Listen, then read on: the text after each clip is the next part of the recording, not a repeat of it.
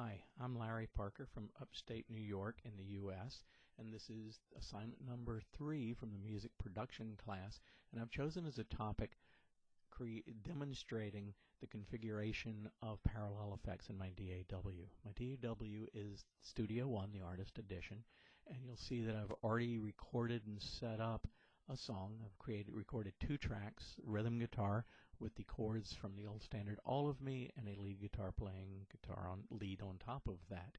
The mixer portion of Studio One is on the bottom, and you have each track, the rhythm and lead, and the main output all the way to the right.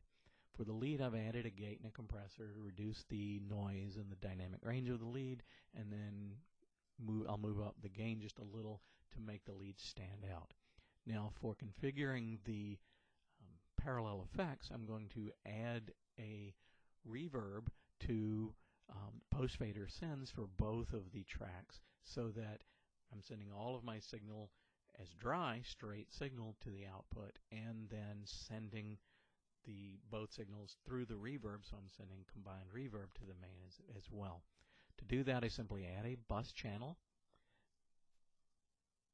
open things back again, give it a nice color so I can identify it, give it a name so I know what it is, reverb bus.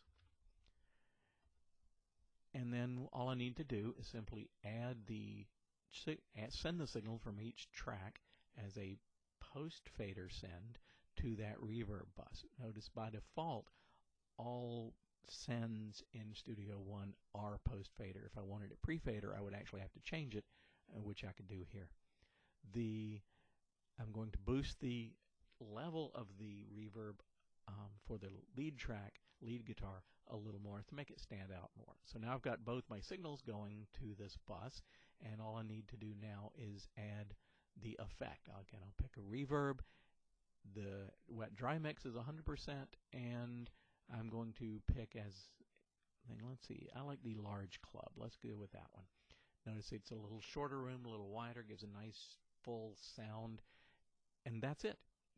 I now have configured the parallel effect, the reverb. The reverb goes into the main mix, as do the individual tracks, and their tracks go into the reverb. So I've got everything. With that, I can control how much lead guitar is in the final mix, whether reverb or without reverb, by this one fader. Same thing with the rhythm guitar, and I can control how much reverb is applied to the entire mix, lead and rhythm, with just this one slider.